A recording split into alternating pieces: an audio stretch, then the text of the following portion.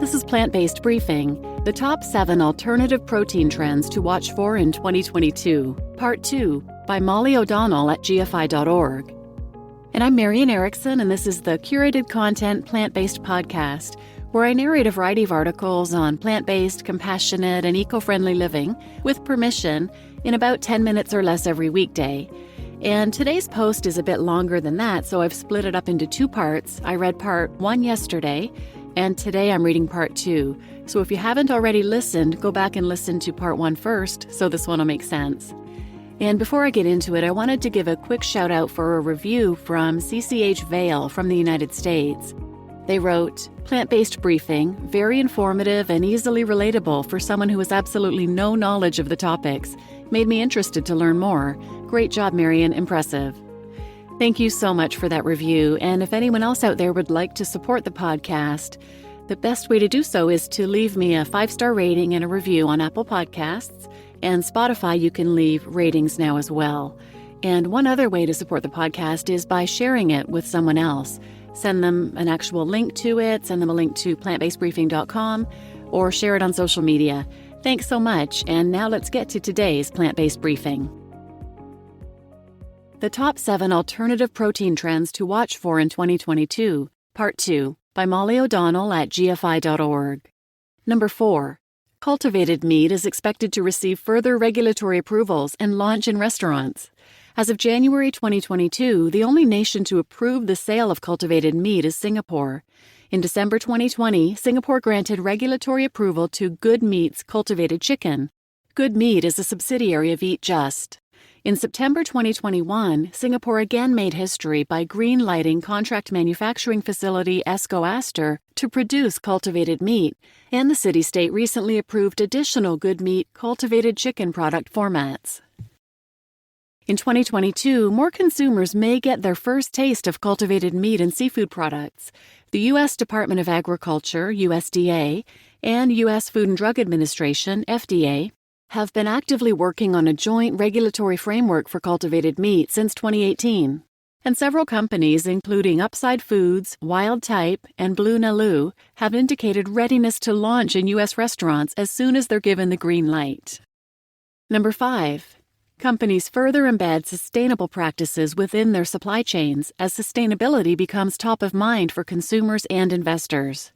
The sustainability benefits of alternative proteins over animal-based foods on factors such as land use, greenhouse gas emissions, water use, and pollution are well established.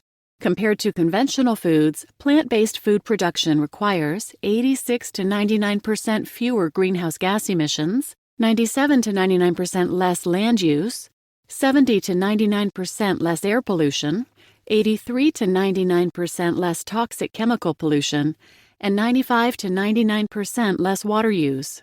But there is still opportunity within the alternative protein value chain to lower environmental impact even further, and potentially lower costs as well, by upcycling ingredients and repurposing side stream materials, and using sustainable packaging, renewable energy, and efficient transportation. Several of these solutions are being explored by industry players. Loya Foods uses okara, the byproduct of tofu and soy milk production, to create plant-based meat. Grounded Foods uses rescued cauliflower in plant-based cheese. More plant processing facilities will be built in areas that grow plant proteins to cut down on transportation miles, like Roquette's newest facility in Manitoba, Canada, which will be powered by hydroelectricity. Next Meat's new plant-based production facility in Japan will be powered by solar energy. Upside Foods' new cultivated meat facility will be solar-powered. Some precision fermentation companies, such as Air Protein and Solar Foods, are using greenhouse gases as inputs in their fermentation processes. Renewable energy was cited in a cultivated meat life cycle analysis commissioned by GFI and performed by CE Delft as a key factor in keeping emissions down in cultivated meat production. Sustainability is an important motivator for plant-based food consumption, particularly among younger consumers. We also expect alternative proteins to be increasingly identified as a key ESG investment industry, supported by ESG frameworks used in investor due diligence that are increasingly embedding considerations of alternative proteins. Read more about alt proteins and sustainability linked here. Number 6, alternative protein companies continue to raise increasing amounts of capital. As the industry matures, we expect to see alternative protein companies raising larger rounds as more companies enter the growth stage. 2021 saw the industry's largest rounds to date, including a record-breaking $347 million Series B Cultivated Meat round from Israel-based company Future Meat Technologies.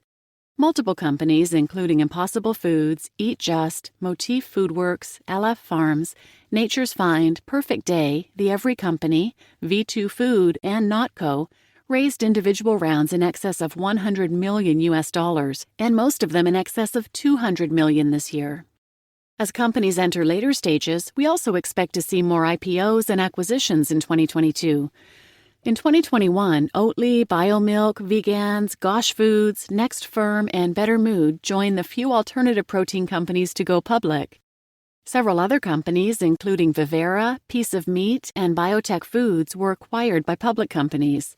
In fact, both Vivera and Biotech Foods were acquired by JBS, the largest meat company globally, demonstrating increasing involvement by major meat industry incumbents. Sign up for GFI's quarterly investor newsletter for timely investment data and insights linked here. And number 7, governments are getting more involved.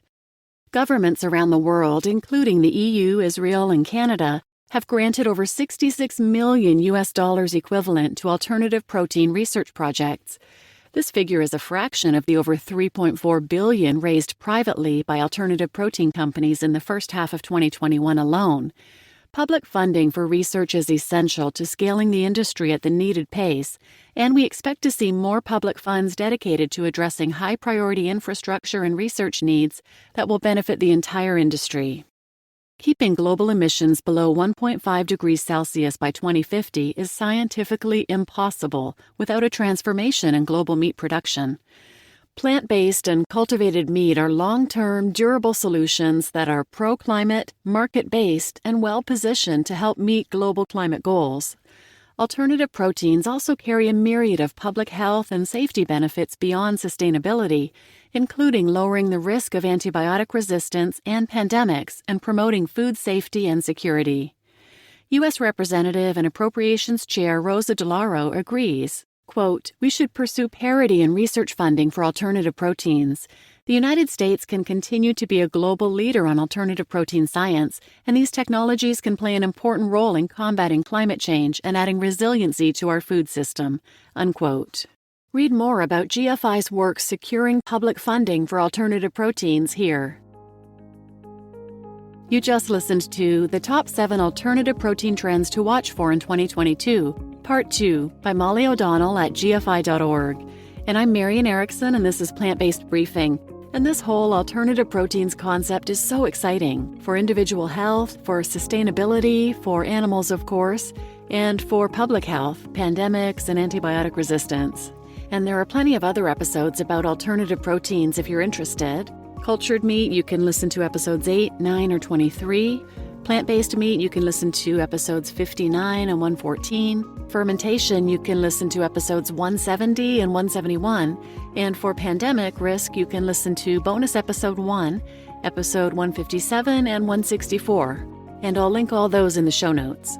And please take a second to share this podcast with someone else. That's one of the best ways to help it grow is through word of mouth and personal recommendations. Thanks for listening.